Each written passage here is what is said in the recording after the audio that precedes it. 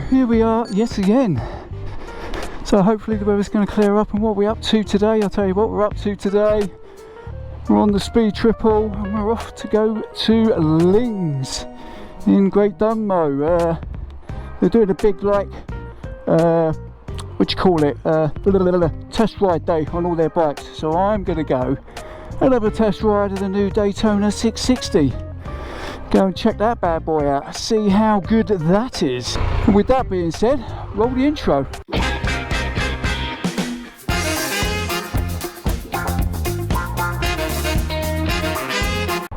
Right then, we're all good to go. So I'm on the Daytona 660 in a graphite grey.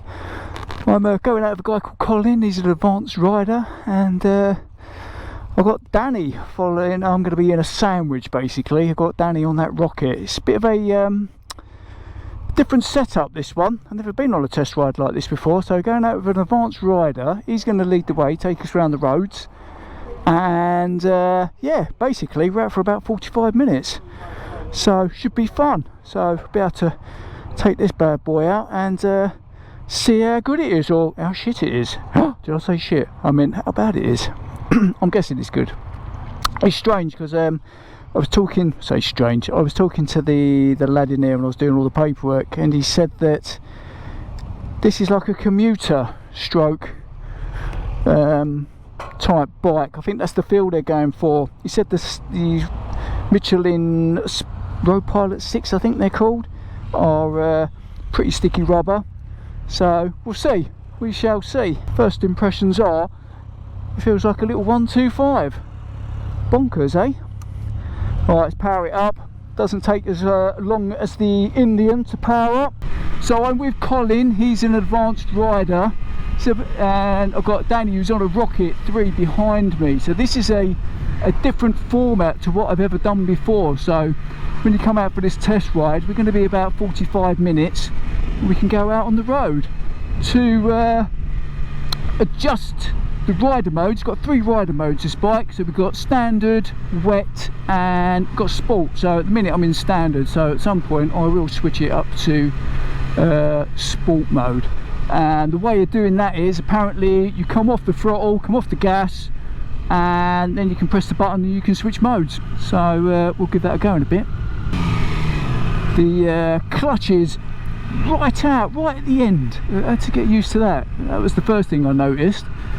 With all modern bikes as well now, this has got hazard, which is quite cool, especially for when you're filtering. Well, I do like a bit of hazard action while I'm filtering and going along. Just giving the thumbs up, nice one.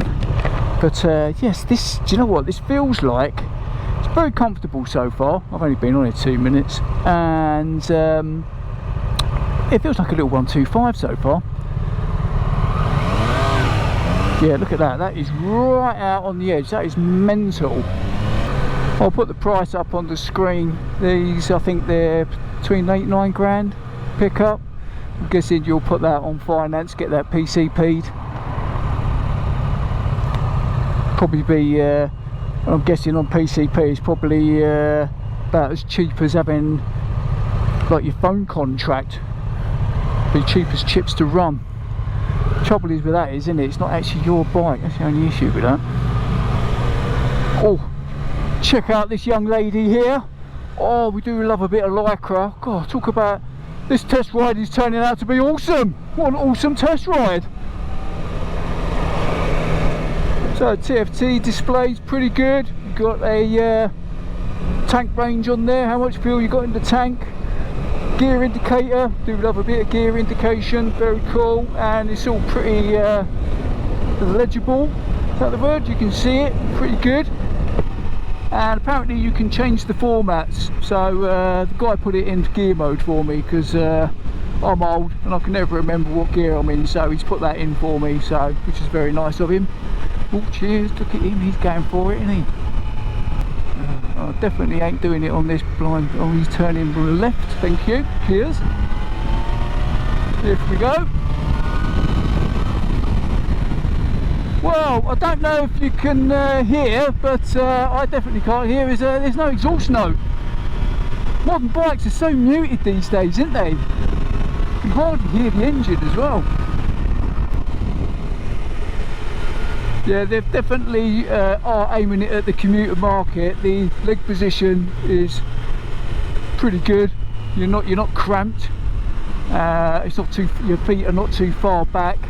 The handlebar position, as you can see, is you're not leaning too far over the front bar, so you're not craning your neck that much, so that's not too uncomfortable. And as you can guess, it's a Triumph. It's handles, it's very light, it's very nimble, goes where you point it so far, says Jim, so go and put it in a hedge. But yeah, so far it's a pleasant little motorcycle, I have to say. Let's have a look. Where's the Rocket 3? Is he still behind me? There he is. He's back there. Right, I think it's time to change modes. So tell you what we'll do is just get around this left bender, left-hander. There you go. That's the word. Ooh, listen to that. It's just starting to get a bit angry then. We've got revs out here to 14,000 apparently. Right, where was I? Right, I need to change modes. Right, so he said come off the gas and then I should be able to press the button. Let's have a look. Road, sport. There we go, we're in sport mode. Right, so let's see if we notice any difference. Yeah, I'll check this out. Look, even fuel lights come on. I'm on the 2 bars. Do you think that's going to last me for the test ride? It's going to be interesting. This is a good opportunity to check out the back brake while we're filtering our way through traffic, through town. It's pretty good actually, it's a nice solid back brake. Don't need to use the front when you're in and around town. Give them a little nod, hello. Oh look, they're in love. We're in love. I'll tell you what I have noticed, and I do like about most modern motorcycles these days, is the fit and finish and the paintwork and everything that they use. Especially on where the engine is and everything. They've done away with all the, the little nooks and crannies and stuff that you would get on your older bikes. So they look like they're easier to clean. I don't know if that's done by design, but it just seems really good. You know what I mean? When you go to clean your bike, it ain't going to take forever. Just waffling there, aren't I? So far I've been short shifting and that and around town and on these country lanes. It doesn't seem to be any flat spots. It seems to be quite a good spread of power. Doesn't matter what gear you're in, if you turn the throttle it goes. So I'll tell you what, I was half expecting this bike to be a bit boring really. I thought it was going to be a bit poo. But I've got to say, it's still pretty exciting. If you wanted a commuter, and saying, you know, get it on PCP, you want a cheap running commuter, it's probably good on fuel as well. Easy to clean, like that matters, doesn't it? Doesn't look too bad. I don't mind the, I was looking at the candy red.